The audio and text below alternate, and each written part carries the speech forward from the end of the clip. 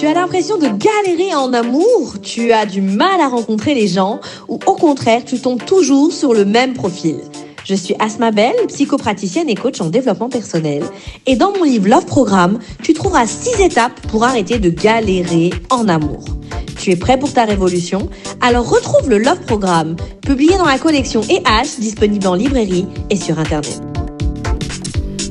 Bonjour à tous! Aujourd'hui, je suis super excitée, super contente. Comment vous dire? Très surprise aussi. Parce que j'ai un invité tout particulier. Cet invité, je ne vais pas vous teaser, cet invité, ce monsieur très spécial, oui c'est un monsieur très spécial, est là aujourd'hui alors qu'il déteste les réseaux sociaux. Il déteste être visible, être physiquement visible entre autres, être confronté au regard des autres sur les réseaux sociaux. Et ben il a décidé. Après, j'avoue, j'ai mis j'ai un peu influencé son choix.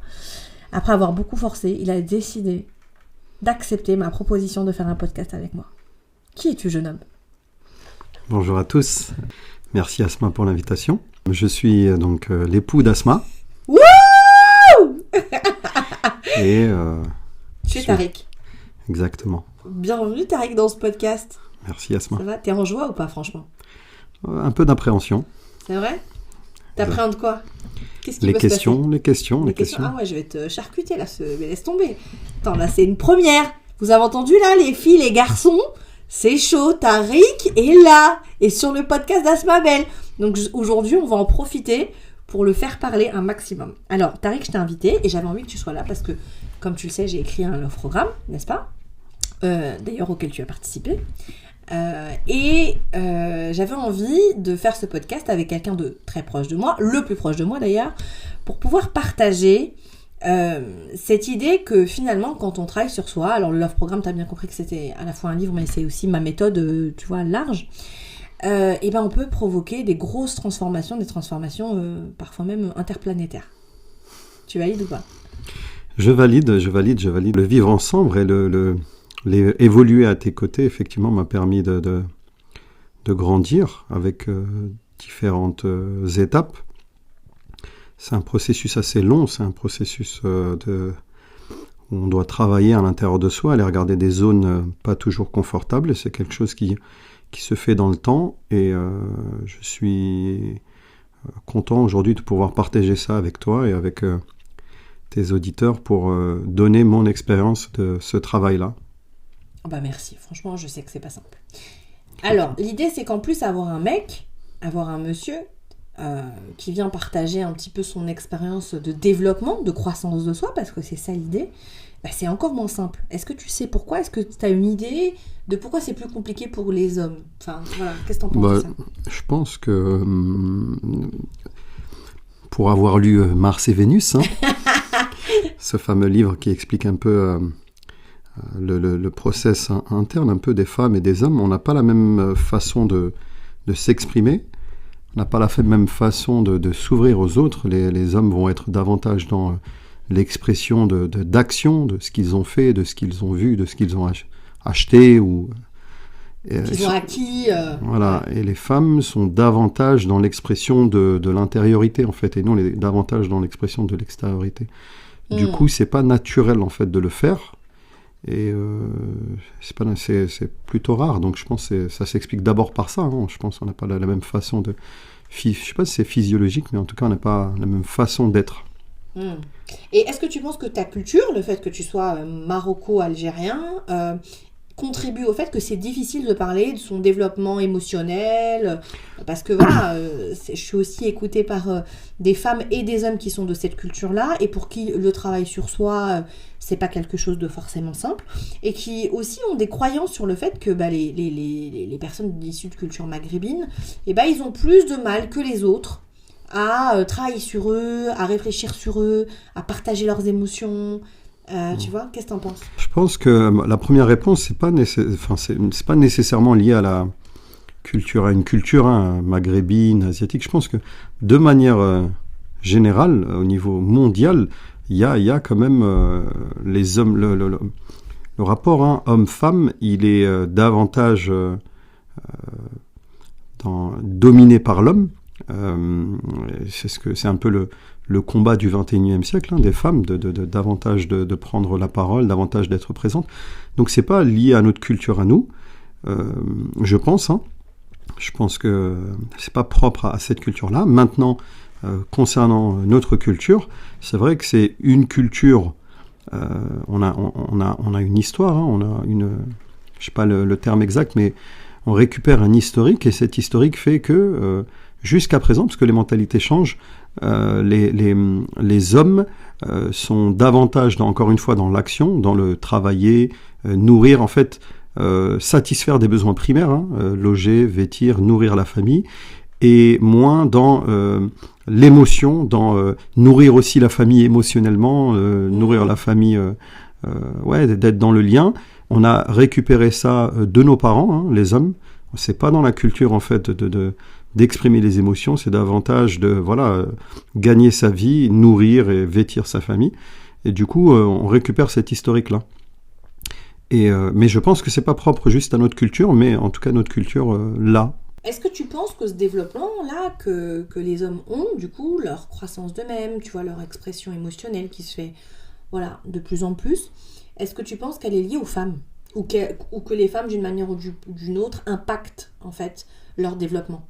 Je sais que me concernant, ton apport, tes conseils m'ont amené à ça. Quelque part, c'est toujours l'entourage, l'environnement qui amène à faire des choses, qui amène des changements. Et lorsqu'on voit l'impact de ce changement sur une personne, naturellement, on se pose des questions, quel pourrait être l'impact sur soi. Donc, si la question c'est est-ce que le conjoint peut amener l'autre vers ça? Oui, mais par contre, c'est difficile de changer les mentalités. En fait, ce que je veux dire, c'est que comme les femmes sont plus en demande de présence émotionnelle, sont plus en demande de partage d'intimité, elles demandent plus aux hommes que juste boire, manger et dormir dans un endroit confortable. Est-ce qu'elles inspirent les hommes justement à procéder à ces mouvements? Pas nécessairement, parce qu'en fait, ces besoins peuvent être satisfaits par ailleurs. Les femmes satisfont une partie ou quelque part ce besoin avec l'écoute et les échanges qu'elles ont avec les amis, en fait. Donc, si la femme elle-même aussi n'est pas dans un chemin vers soi, en fait, si elle ne travaille pas sur elle et qu'elle n'a pas conscience de son état, de l'état de sa famille, de l'état de sa relation dans le couple, s'il n'y a pas cette prise de conscience-là, nécessairement, elle n'en sentira pas le besoin. En fait, il faut être conscient des choses. Donc, ce besoin-là, un peu mécaniquement, comme un robot, on va aller le chercher ailleurs. Et les filles, encore une fois, le font naturellement dans les échanges qu'elles ont avec les amis, avec le cercle d'amis. Mais quelque part, quelqu'un qui est conscient de ça, qui travaille sur soi et une fois que cette personne-là, elle est bien avec elle et qu'en fait, elle a envie d'être bien dans son couple, nécessairement, elle va avoir cette approche et elle va aller la chercher, elle va être en demande de ça. Et en se disant que c'est pas suffisant de partager avec ses amis, j'ai envie de partager avec celui que j'aime et qu'il me connaisse davantage. Mais je pense qu'il doit y avoir une prise de conscience. C'est très intéressant, merci Tariq El-Hajri, vraiment, waouh. Ok, alors on rentre dans le dur ou pas là? Parce que là on fait des mignonneries et tout, on y va là? Je pensais qu'on était dans le dur déjà. Voilà, tu as deux visions différentes. Tariq, c'est quoi le truc le plus compliqué d'après toi, d'après ton expérience, c'est quoi le truc le plus compliqué quand on te demande du changement, quand on t'appelle au changement? Les premiers, c'est-à-dire que vraiment les premiers changements, les premières évolutions, c'est quoi le truc le plus compliqué pour toi en tant qu'homme? C'est quoi en fait? Naturellement, la première réponse qui me vient à l'esprit, c'est la première chose, c'est pourquoi en fait je ferais ça? Pourquoi je changerais? Tant que la personne n'en comprend pas, et même comprendre ça a ses limites, mais n'en perçoit pas l'intérêt, la première chose qui va lui venir en tête, c'est mais non, mais j'ai pas envie de faire ça, pourquoi je vais faire ça? Non, Et en fait, s'il n'y a pas cette... En fait, il faut vraiment, un peu comme avec les enfants, que la personne comprenne, mais pas que de manière logique, comprenne de manière sensitive, émotionnelle. L'intérêt d'un changement potentiel. L'intérêt. Donc, et c'est pas évident. Parce que quand on est coupé de soi, ça sera la tête peut peut-être le comprendre. C'est pour ça que je parlais de compréhension logique. Mais même ça, c'est pas suffisant. Il faut qu'il y ait une compréhension, pas physique, mais émotionnelle. Et ça, pour y arriver, c'est pas évident. Ça prend du temps.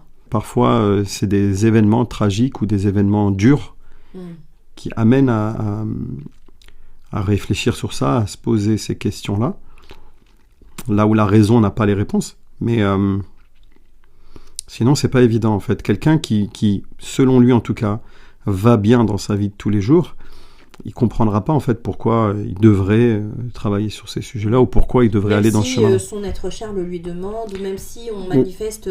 Aucun intérêt, parce que ça doit pas être fait, ça doit être fait pour soi et pas pour l'autre. Si les motivations d'un développement personnel sont la satisfaction des besoins de l'autre, aucun intérêt, à mon sens. Il faut vraiment que la personne, elle sente que ça a un intérêt pour elle, et là, elle ira à fond. Sinon, en fait, elle essaiera juste de cocher des cases, je crois. Ouais. Bah oui, parce que c'est ce que tu dis, ça se passe à un niveau factuel, genre de compréhension intellectuelle. Donc c'est bon, j'ai fait ça, je comprends pas c'est quoi le problème. Donc on reste à un niveau de compréhension, quoi. Exactement. En fait, on est à un niveau... c'est ce que j'expliquais un peu quand tu m'as demandé de mettre quelques mots dans ton livre. On doit être au niveau de l'âme, on ne doit pas être au niveau du corps. Donc si on reste au niveau du corps, ça rentrera au niveau du corps, mais pas au niveau de l'âme. Et le corps, c'est la forme.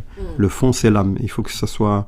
C'est un travail de l'âme, quelque part. C'est un travail de l'âme. Est-ce que tu serais OK pour nous raconter, nous dire comment t'étais toi quand moi je t'ai rencontré sur le plan de ton rapport à l'âme et ton rapport au corps?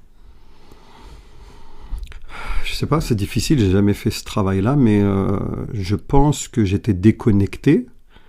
Je pense que j'étais pas connecté à mon âme, hein. Mais peut-être même qu'aujourd'hui je ne le suis pas encore assez.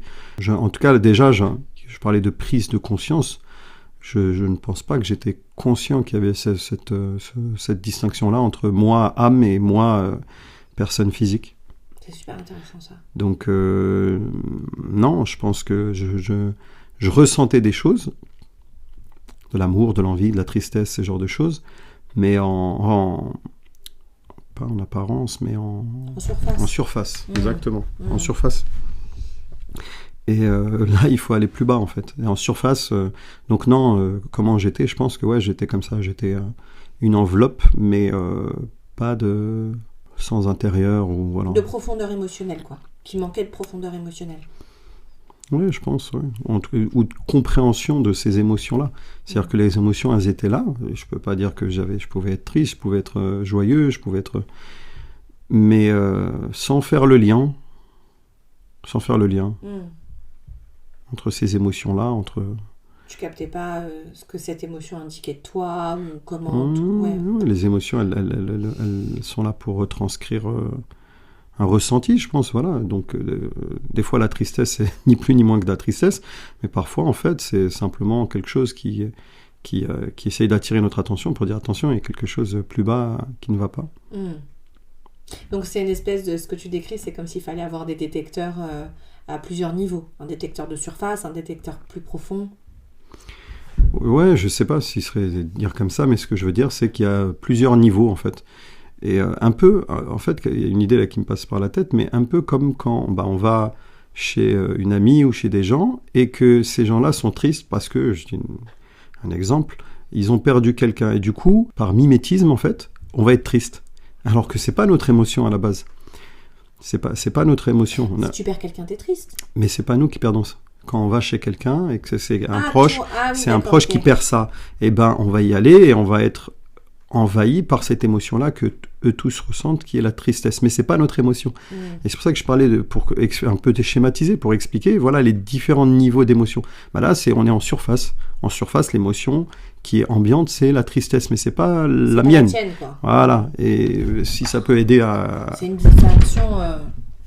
C'est une distinction hyper importante que tu dis. Ça veut dire qu'en fait, on absorbe comme des éponges assez régulièrement les émotions qui sont pas forcément à nous, quoi. Exactement, un peu comme les enfants, pour ceux qui ont des enfants. Et ça montre bien, ça démontre bien qu'il y a plusieurs niveaux dans le ressenti. Est-ce que tu arrives à situer un peu les étapes de toi, ta conscience du coup de ton âme et de la conscience que tu es plus qu'un corps et que tu es plus qu'une enveloppe physique? Est-ce que tu arrives à établir un peu voilà, les grosses étapes de ta transformation, ce que ça a impliqué, etc. Encore une fois, je ne me suis jamais posé pour réfléchir à ça. Je pense que ça suit le schéma classique d'une idée un peu. Une idée quand elle est un peu révolutionnaire, c'est-à-dire qu'au départ, on la rejette. C'est absurde. Ensuite, on la combat. Et ensuite, on commence à en percevoir les premiers bénéfices, les premiers fruits, et après, on l'assimile. C'est pas mal, Tarek. Franchement, philosophe, Habibi. D'accord, ok. Donc, parlons de cette première partie de rejet, d'accord ? Et je rejette finalement cette idée, cette nouveauté, cette idée révolutionnaire. C'est une phase qui est compliquée, c'est une phase qui est difficile, c'est une phase où il y a de l'incompréhension. Est-ce que tu peux nous en dire quelque chose ? Je pourrais pas parce que, encore une fois, je pense que ce qui amène les personnes à travailler sur soi, je sais pas, j'ai pas de statistiques, mais une des raisons, c'est lorsqu'il y a un événement majeur qui arrive. Le rejet, il y en aura moins. Lorsqu'il y a des choses assez tragiques qui interviennent, eh ben, nécessairement, on essaye de trouver comme dit l'expression, on essaye de se tourner vers n'importe quelle vierge, un peu, tu vois, on essaye de trouver vers qui se tourner pour sortir de ce chaos. Et du coup, je dis pas qu'il n'y a pas de rejet, mais en tout cas, c'est déjà le travail, il est déjà un peu, la muraille, elle est un peu déjà détruite. Donc, nécessairement, on va vers la deuxième étape qui est pas en combat, enfin, si c'était combattre, mais voilà, ces deux étapes-là, en fait, elles seront un peu mâchées parce que déjà, la personne, elle a déjà subi un trauma et elle a subi une épreuve qui fait que elle va pas trop le rejeter. Moi, je voyais ces étapes-là comme quand on demande à une personne, un peu, voilà, dans un couple, écoute, je pense que tu devrais aller, et la personne, tant qu'elle n'a pas subi de vraies épreuves, nécessairement, elle va rejeter et combattre. C'est ça que je veux dire. Après, une personne qui vit un choc ou qui vit quelque chose de difficile, elle sera moins dans le rejet, puisqu'en fait, elle essaiera de trouver une solution, et si ça peut être une solution, elle ira. Mais il y aura quand même cette étape-là où ça sera avant que l'âme prenne le relais et cherche à comprendre, cherche à ressentir. Ce sera d'abord le cerveau qui essaiera de raisonner et d'être dans de la logique là où c'est pas la logique qui prédomine. Donc je sais pas, j'ai pas bien répondu, mais pour moi il n'y a pas de généralité, hormis le fait que quand il y a des épreuves difficiles, eh ben, le chemin s'ouvre un peu plus facilement, mais parce que la personne elle est déjà dans un état critique. Donc dans cette partie où on rejette, toi tu penses qu'effectivement c'est les événements de la vie qui sont compliqués, les épreuves, les tragédies qui vont venir faciliter finalement l'accueil potentiel de la transformation. Voilà, ce que je dis, c'est que le rejet il va intervenir lorsque la personne, entre guillemets, va bien. Si tout va bien dans sa vie, en tout cas s'il n'y a rien qui l'amène à penser qu'il y a quelque chose qui ne va pas, eh ben, la personne, nécessairement, elle va passer par cette étape-là de rejet, en fait. Pourquoi je vais aller travailler sur moi si tout va bien dans ma vie et tout. Et c'est des épreuves. Elle doit aller mal. Ouais, je pense que lorsqu'elle va mal, ben, nécessairement, elle ira plus facilement vers ça. Mais bon, les dégâts seront déjà faits. Et aller mal, ça peut être soit au niveau de l'émotion, soit ça peut être au niveau physique. Hein, voilà, ça peut être le corps qui t'appelle à... Voilà, des symptômes. Waouh, ok, d'accord. Et alors, à ce moment-là, quand il y a une idée révolutionnaire et que tu as une femme qui se pointe et qui dit « Oh là là, il y a ça à voir », comment tu te sens ? Qu'est-ce que tu ressens ? Quand, entre guillemets, tout va bien, t'as pas envie d'écouter, en fait. T'as pas envie de voir ces choses-là, en fait. Donc, je t'ai emmerdé, quoi. Oui. T'as le droit de le dire, hein ? Oui, je l'ai dit. Vas-y, explique à quel point je t'ai emmerdé. D'aller regarder là où j'ai pas envie d'aller regarder. Pour moi, tout va bien, donc j'ai pas besoin d'aller réfléchir à ce que tu dis, en fait. Ça ne me va pas, ça ne m'intéresse pas. Pour moi, tout va bien, donc j'ai pas besoin d'aller... Donc je suis folle à ce moment-là. Non, je dis pas que t'es folle, je dis juste que je ressens pas les choses comme toi, je respecte, mais voilà, je me sens pas concerné, donc j'ai pas envie d'y aller. Donc t'es pas concerné. Donc là, je suis dans le rejet. T'es dans le rejet. Donc pas que de l'idée, mais de moi, du coup. Non, je suis dans le rejet des idées que tu amènes, D'accord. que tu déposes. J'ai pas envie de les partager, j'ai pas envie de les sentir, j'ai pas envie de... Bon, ok. Et ça quand même, c'est avant. Donc, ce que tu dis, c'est que cet état de rejet, il est avant que se passent des choses sérieuses qui viennent nous dire, ah, ok, peut-être que là, finalement, j'ai des choses à observer, quoi.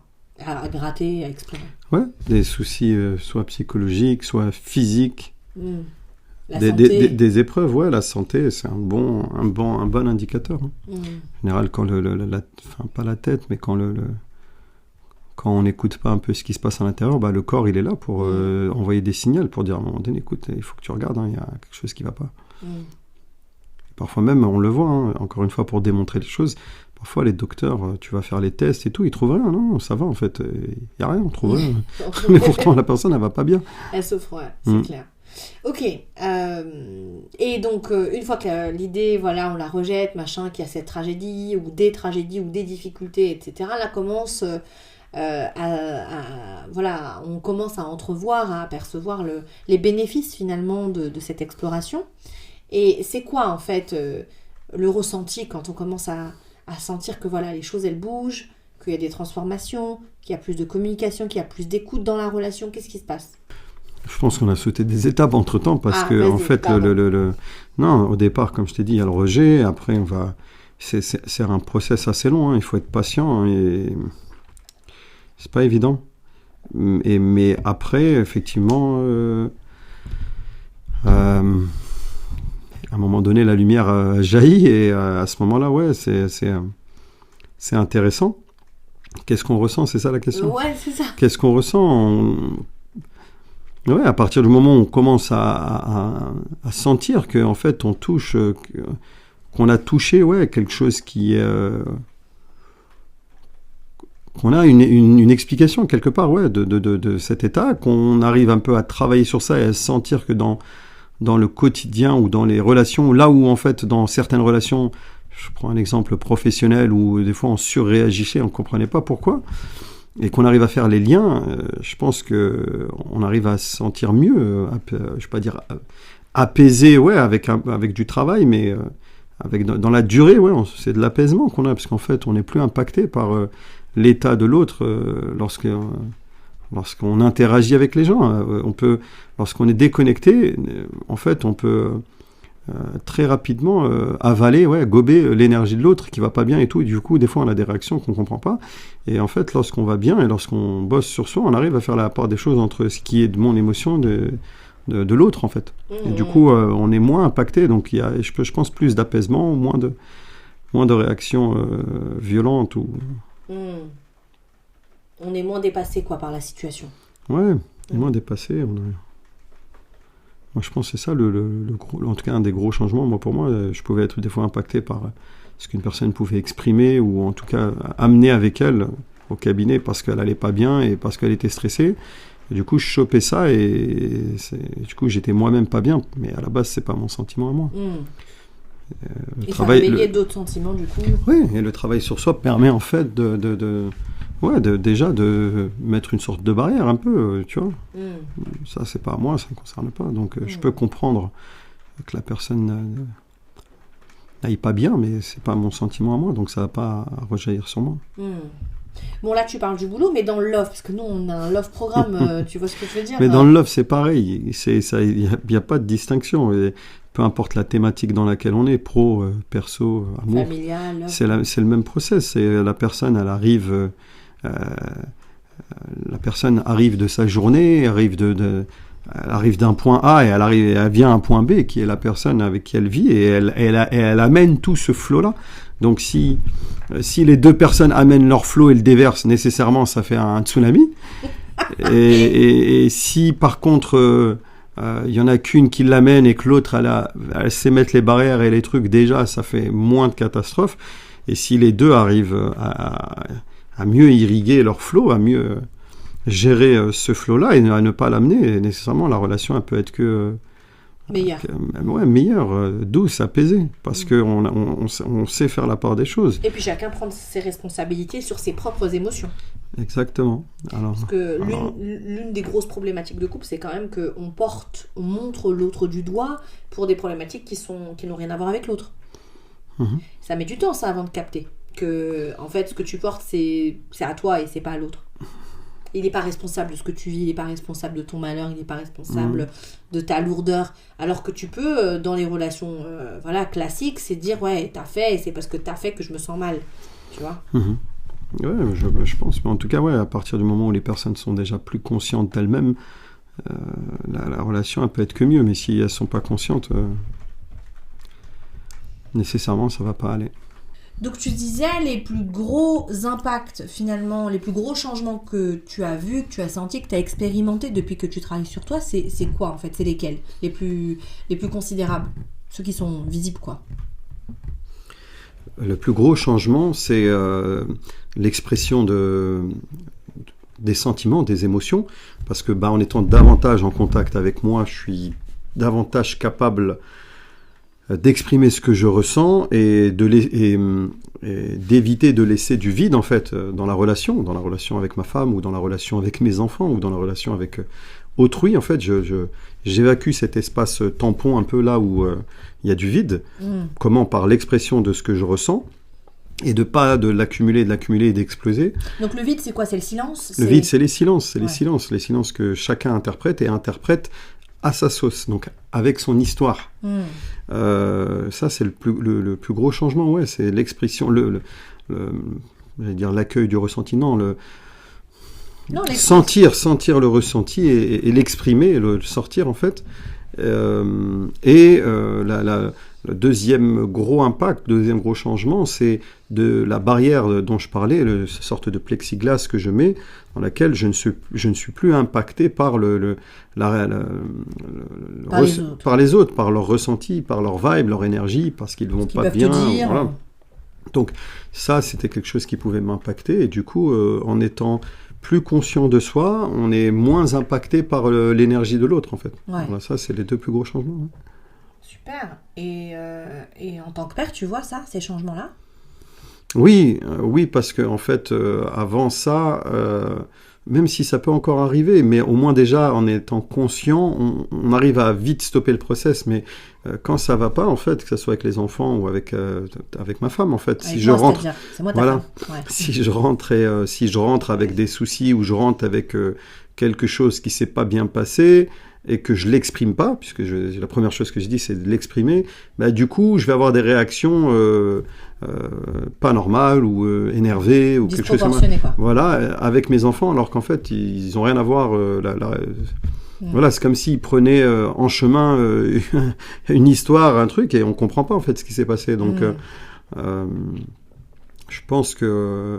Ça a changé la relation que tu as avec tes enfants, finalement, cette prise de... Oui, la relation qu'on a ensemble, la relation que j'ai avec les enfants, où je fais davantage attention à l'impact que peut avoir ma journée sur mes enfants, et aussi mon histoire sur les enfants, mon histoire personnelle. Je suis davantage dans la... Attentif. C'est quoi les étapes les plus difficiles, d'après toi, dans le travail sur soi ? C'est quoi qui a été le plus compliqué pour toi ? Ce qui a été très compliqué pour moi, d'autant que je suis quelqu'un de très cartésien, c'est de faire le lien entre mes réactions, mes émotions et une situation passée, mon histoire, voilà, mes expériences passées, mon histoire personnelle. Souvent, attention, avoir des réactions, des émotions, c'est normal, mais surréagir, c'est ça qui n'est pas normal. Et du coup, cette surréaction, quelle qu'elle soit, en fait, c'est d'aller déjà l'identifier, et une fois qu'elle est identifiée, aller faire le lien avec à quoi elle fait écho, en fait, chez soi. Qu'est-ce qui n'a pas été résolu, qu'est-ce qui n'a pas été dénoué, qu'est-ce qui se rejoue, en fait. Ouais. Et est-ce que tu peux me dire un truc ? Je rigole de ma question. Qu'est-ce que tu auras envie de dire à Tariq de 10 piges ? Ce que j'aimerais lui dire, c'est de ralentir. En fait, on est souvent embarqué, on est matrixé. Moi, c'est ça que j'ai envie de dire. Dans les sociétés actuelles, occidentales, un peu moins peut-être dans d'autres sociétés, mais dans la nôtre, en fait, on est embarqué dans un rythme, et j'aimerais lui dire de ralentir. Déjà, ça serait la première chose. Pourquoi faire de ralentir? Pour en fait s'écouter. Prendre le temps, un peu comme quand on fait du yoga, prendre le temps de s'écouter intérieurement, de laisser place au vide et de ressentir. Et de ressentir, c'est la première chose. Déjà, essayer de rentrer en contact avec soi. Pour exprimer ce qu'on ressent. Aller chercher ce qu'on ressent. Qu'est-ce qui va ou qu'est-ce qui ne va pas, qu'est-ce qu'on ressent. D'être curieux de soi, quoi. D'être curieux de soi et de le ressortir et de regarder à quoi ça fait écho. Et il t'écouterait, Tariq, de il y a 10 piges? Ça dépend qui lui parle. Ah. Ça dépend qui lui parle. Qui aurait été la bonne personne pour lui dire tout ça? Mon père. Ton père. Ouais. Voilà. Ok, Tariq, pourquoi est-ce que les gens... qu'est-ce que tu recommandes à ces hommes qui écoutent ce podcast ou aux maris de ces femmes qui écoutent ce podcast? Qu'est-ce que tu auras envie de leur dire? Déjà, qu'est-ce que j'ai envie de leur dire? Parce que, en fait, pour être très honnête, tu vois, moi, je suis très écoutée par des femmes, je suis très suivie par des femmes, beaucoup de femmes. J'ai quelques hommes qui se cachent beaucoup, tu vois. Ils m'envoient des messages en privé parfois et tout, mais ils se cachent, tu vois, ils n'expriment pas. Et récemment, j'ai reçu un message qui m'a vachement touchée d'un client qui disait bravo pour le livre, franchement, ça me donne une claque, ça me donne envie d'accomplir des choses et tout, et je vais l'acheter, mais je le dis pas que je l'achète, tu vois, genre, comme si ce livre, le Love Programme, qui est bien plus qu'un livre, qui est une méthode, tu vois, et ben il n'était pas lisible par des hommes. Qu'est-ce que t'en penses? Qu'est-ce que tu auras envie de... Moi, qu'est-ce que j'ai envie de dire? La première chose, c'est commencer quelque part. Allez, this is my guy. Et au-delà du slogan, en fait, je pense que les hommes, pour démarrer, il faut qu'ils se sentent peut-être accueillis. Et du coup, si la personne en face, elle l'aide à s'ouvrir, elle l'aide en lui disant, voilà, je suis là, je te tiens la main et je t'aide, je t'accompagne, t'es pas tout seul, peut-être que ça facilitera en fait le lancement, parce que le plus dur, c'est de se lancer. Et il y a différents moyens, en tout cas, que toi, tu mets en place. Les podcasts sont des moyens individuels. On peut les écouter en solo, au calme, et écouter. Parce que, au moins, déjà, c'est plus facile à apprendre que de lire un livre. Le livre, il est très bien. Merci, Tariq. Merci pour ce compliment. Non, sincèrement, il est bien parce que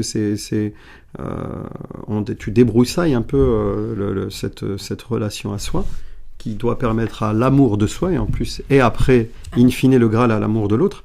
Et le livre, les podcasts sont bien avant d'aller peut-être dans une thérapie, parce que c'est vrai que là, le terme, il fait peur un peu, mais voilà, déjà de commencer à travailler sur soi. Plus souvent, les gens, ils vont faire quoi? Ils vont aller se tuer au sport, ils vont aller faire des choses pour essayer d'aller mieux, et ils vont peut-être mieux physiquement pendant un moment. Mais c'est comme si on allait au sport, lorsqu'on fait ce travail-là, aller lire ou faire des podcasts ou faire du yoga, ce genre de choses. Voilà.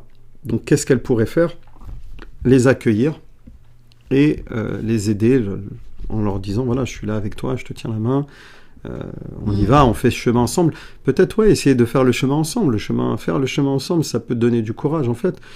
Et en disant, voilà, c'est pas pour te juger, en fait. Parce que je pense que l'homme, le pire, qu'il est à craindre, c'est de se sentir jugé ou de se sentir faible ou d'avoir honte, ce genre de choses. Mais lorsque la relation elle est forte et lorsque on sait que l'autre nous aime tel qu'on est, je pense que ça doit pouvoir aider de faire ça. C'est beau ce que tu dis, Tariq. Merci. Je suis sûre que tu vas inspirer plein de gens. Ok. Et donc, pourquoi t'encourages les hommes à lire ce livre? Pour aller bien. En fait, pour aller bien personnellement, en fait, tu peux pas faire le travail pour moi, donc tu peux vouloir le meilleur pour les autres, pour toi, pour les enfants, pour ta famille. Le travail est individuel, il n'y a personne qui peut bosser pour l'autre. Donc, ce travail, c'est pour aller bien, en fait. Et quand tu vas mieux, quand tu rejaillis, en fait, tu t'illumines. Si tu compares tes relations amoureuses, sans être personnelles et intimes, mais voilà, notre relation à nous, maintenant, ça fait 10 ans qu'on est mariés, bientôt 11 ans, et tes relations précédentes, même si elles ont duré moins longtemps, en termes de relations et de qualité de lien, C'est quoi la différence pour toi depuis que tu bosses sur toi, c'est-à-dire depuis que voilà tu vois tu es sur ce chemin-là? En fait, je pense qu'on attire ce qu'on est. On attire ce qu'on est émotionnellement, j'ai envie de dire. Parce que des fois, les gens sont ensemble et ils sont opposés dans leurs actions, dans ce qu'ils font, ce qu'ils aiment. Mais émotionnellement, j'ai le sentiment qu'on attire un peu les personnes qu'on est. Qui nous ressemblent. Donc, en général, des gens qui ont souffert dans le lien avec les parents, un truc comme ça, eh ben, ils vont attirer ce genre de truc-là. C'est ça que je veux dire. Et moi, je pense que la grosse différence, c'est que en fait, comme toi, t'étais déjà loin et dans un chemin de travail sur soi, et ben en fait, tu m'as amené avec toi vers ce chemin-là. Là où, en fait, si tu veux, avant, les relations, elles étaient basées sur l'action. C'est-à-dire les relations mecs, un peu. Hein, c'est on sort, on fait un ciné, on fait un resto. On n'est pas dans l'expression de l'émotion et du ressenti. Et même si on a ça ensemble, c'est pas ce qui maquille la relation. Ce qui maquille la relation, c'est les doutes, l'expression des doutes, de ce qui ne va pas, de ce qu'on aime, de ce qu'on n'aime pas. Et du coup, on est dans le vrai. Forcément, on est dans le dur, mais on est dans le vrai. Du coup, après l'artificiel... Du coup, c'est un peu relou quand même. Bah oui, c'est relou. Donc si c'est relou avec votre compagne ou votre femme, c'est bon signe. C'est relou, mais ça permet d'être dans le vrai. Parce que si on veut être dans le fait que ça soit tout beau, tout truc, pas de problème, mais ça ne dure pas. Ça peut pas durer. Alors que quand on est dans le vrai... Après, des fois, on a des belles surprises. T'as des gens qui partent au bout de 3, 4, 5, 10 ans de relation parce qu'ils ont été dans le fait tout le temps et voilà quoi. Ok. Est-ce que tu peux nous dire, cher Tariq, c'est quoi la différence entre quels effets ça a de travailler sur soi avec un homme ou de travailler sur soi avec une femme quand on est un homme? Sincèrement, c'est pas la même chose pour l'avoir expérimenté. Je pense que si c'est un travail qui va d'abord consister à travailler sur soi, son histoire, ses traumas, ses réactions, peu importe, hein, homme ou femme, j'ai envie de dire, mais encore une fois, je retranscris mon expérience à moi, c'est pas une vérité, mais voilà moi ce que j'ai ressenti. Et par contre, si on est dans le travail de la relation, je pense que ça peut être bien pour un homme de travailler avec une femme, parce que le travail avec un thérapeute homme, il n'a pas le décodeur, ou ça restera de la théorie, et surtout avec les femmes qui sont dans le ressenti. Je pense que c'est pas le même travail, et je suis même pas sûr de l'efficacité du travail, en fait. Après, il faut peut-être s'assurer que l'homme soit dans un travail relationnel et qu'il soit concentré sur la relation et pas que sur l'individu. Mais même s'il est concentré sur la relation, il sait pas ce que c'est qu'être une femme ou ce que ressent une femme de l'intérieur, pas dans les livres. C'est vrai. Donc je pense que ça peut aider. D'accord. Mais c'est pas c'est ma vérité à moi, c'est pas. Alright. Ok. Comment tu te sens là avec cette interview, Tariq? Je suis content de